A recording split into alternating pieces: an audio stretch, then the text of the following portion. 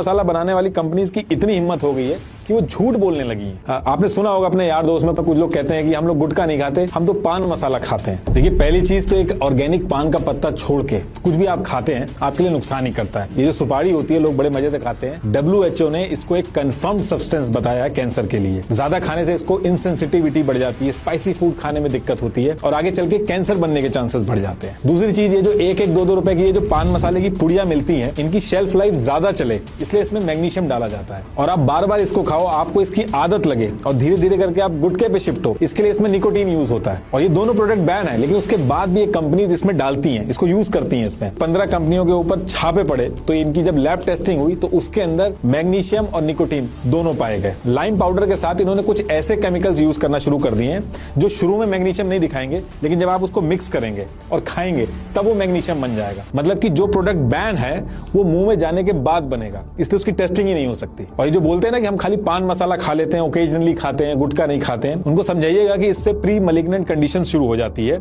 इसलिए आप देखोगे पान मसाला और गुटखा खाने वालों के मुंह इतना छोटा हो जाता है कि 4 फिंगर टेस्ट तक में फेल हो जाते हैं, मुंह ही नहीं खुल पाता है। विनय तिवारी नाम के गुटखा बिजनेसमैन थे पहले, जिनको 2011 में ओरल कैंसर हो गया और इस ओरल कैंसर होने के बाद इन्होंने इस पूरी गुटखा इंडस्ट्री की पोली खोल दी। इन्होंने ये कहा कि गुटखा महंगा ज्यादा नहीं किया जा सकता, क्योंकि जो लो क्लास इसको खाता है उसको खरीदना बंद कर देगा, सेल पे बहुत ड्रास्टिक फर्क आ जाएगा, इसलिए इसको महंगा नहीं किया जा सकता। इसलिए असली इंग्रेडिएंट्स यूज करने की बजाय जैसे कत्था होता है उसकी जगह पे मैग्नीशियम कार्बोनेट यूज कर लिया जाता है, गैम्बेर और भी कई सारे केमिकल यूज किए जाते हैं जो खाने के लिए बने ही नहीं है। उनको सिर्फ इसलिए डाला जाता है ताकि गुटखे का फ्लेवर मेंटेन हो। और इन्होंने ये कहा कि अगर ऐसा नहीं करेंगे तो इनकी मजबूरी है, क्योंकि वरना पैसा बढ़ाना पड़ जाएगा, इनका नुकसान हो जाएगा। इन्होंने ये कहा कि अगर कोई भी अगर लॉजिक लगाएगा तो उसको पता चल जाएगा ये जो केसर फ्लेवर्ड गुटखा है, इलायची या गुलाब गुटखा है, इसको कंपनी 1-2 रुपए में कैसे बेच सकती है। 1 किलो केसर की जो कॉस्ट होती है वो लाखों में होती है, लेकिन उसका जो केमिकल सब्स्टिट्यूट होता है वो 2300 रुपए किलो में मिल जाता है। इलायची का जो केमिकल फ्लेवर होता है वो 1500 रुपए पर केजी में मिल जाता है, जबकि असली इलायची आपको भी पता बहुत महंगी आती है। और आपस में कंपटीशन इतना ज्यादा है कि जितने गुटखा मैन्युफैक्चरर हैं उनकी मजबूरी बन गई है ऐसे केमिकल सब्स्टिट्यूट्स को यूज करना